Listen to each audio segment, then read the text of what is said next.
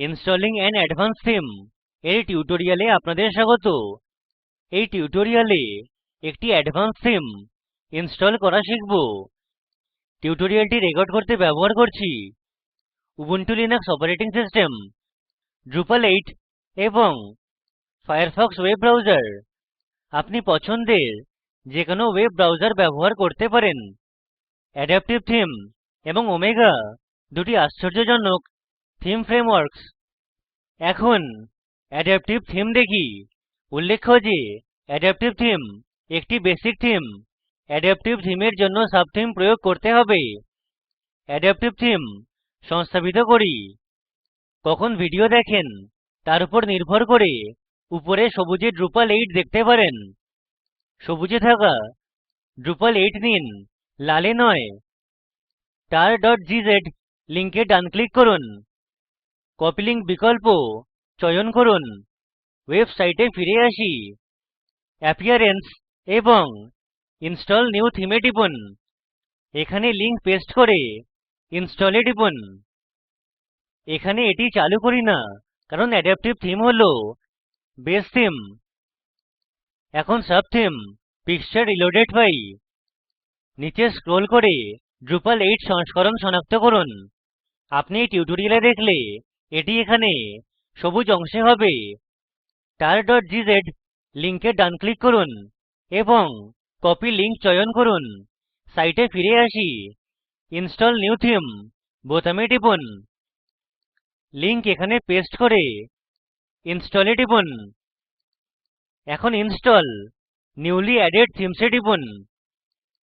নিচে স্ক্রোল করুন, আমরা দেখি যে অ্যাডাপটিভ জেনারেটর এবং অ্যাডাপটিভ সাবথিমকে পিকচার রিলোডেড বলে। Install and set as default এ টিপুন।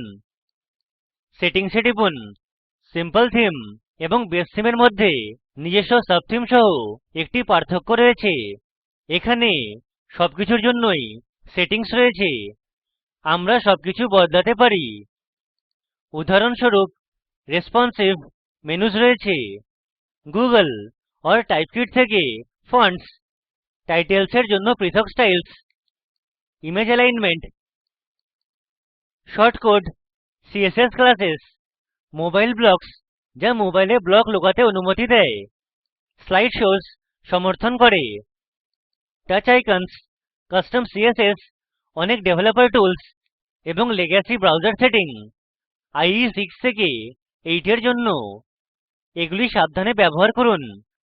প্রয়োজন না হলে এটি সক্রিয় করবেন না। বাম প্যানেলে এক্সটেনশনস এ রেসপন্সিভ মেনুস, ফন্টস রয়েছে। ইমেজ সেটিংস, আর্টিকল, বুক পেজ, ইভেন্টস এর জন্য। এটি সকল কন্টেন্ট টাইপস এর স্বীকৃতি দেয়। ইভেন্টস এ টিপি। এটি ইমেজকে ইভেন্টস কন্টেন্ট টাইপে সারিবদ্ধ করতে দেয়। উদাহরণস্বরূপ ধরুন আমরা তাদের বাম বা ডান দিকে সর্বদা ফ্লোট করতে চাই।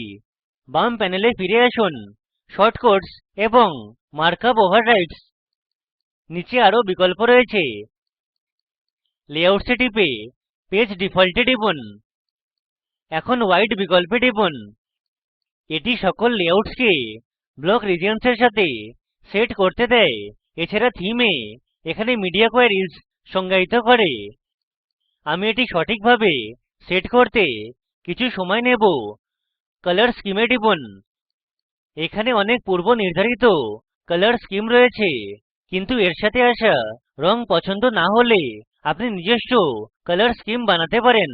শেষে এখানে নরমাল বেসিক সেটিংস রয়েছে। এটি ড্রুপাল সাইটের জন্য একটি আশ্চর্যজনক বেস থিম এবং সাব থিম। আমরা এখানে কোনো পরিবর্তন করিনি। এখন ফিরে গিয়েই আমাদের হোম পেজ দেখি। আমরা হোম পেজের একটি নতুন চেহারা দেখি। এখন স্ট্রাকচারে গিয়ে ব্লক লেআউট যাচাই করতে হবে। আমরা সাব থিম পিকচার রিলোডেড ব্যবহার করেছি। এখানে কোনো সাইড বা রিজিয়ন নেই। পিকচার রিলোডেড এ সবকিছু এইভাবে তালিকাভুক্ত করেছে। হয়তো এটি বর্ণনের সবচেয়ে ভালো চয়ন নয়, কিন্তু আমরা বুঝতে পেরেছি এটি কত শক্তিশালী। আমরা এগিয়ে এই অ্যাডভান্সড থিমিং ইঞ্জিন দ্বারা সকল বিকল্প সেট করতে পারি। এটি হল থিম ফ্রেমওয়ার্ক, অ্যাডাপ্টিভ থিম এবং পিকচার রিলোডেড। এগুলি ভালোমত বুঝতে এটি আবার দেখতে পারেন। এর সাথেই আমরা টিউটোরিয়ালের শেষে চলে এসেছি।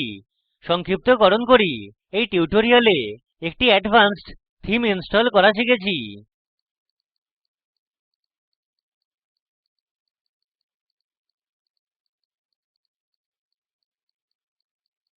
এই ভিডিওটি অ্যাকুইয়া এবং ওএস ট্রেনিং থেকে অভিযোজিত এবং স্পোকেন টিউটোরিয়াল প্রকল্প আইআইটি বোম্বে দ্বারা সংশোধিত। এই ভিডিওটি প্রকল্পকে সারাংশিত করে। ভিডিওটি ডাউনলোড করে দেখুন। স্পোকেন টিউটোরিয়াল প্রকল্প দল কর্মশালার আয়োজন করে এবং প্রশংসাপত্র দেয়। আমাদের সাথে যোগাযোগ করুন। স্পোকেন টিউটোরিয়াল প্রকল্প ভারত সরকারের MHRD এর NMEICT এবং মিনিস্ট্রি অফ কালচারের NVLI দ্বারা সমর্থিত। আইআইটি বোম্বে থেকে আমি বিদায় নিচ্ছি। অংশগ্রহণের জন্য ধন্যবাদ।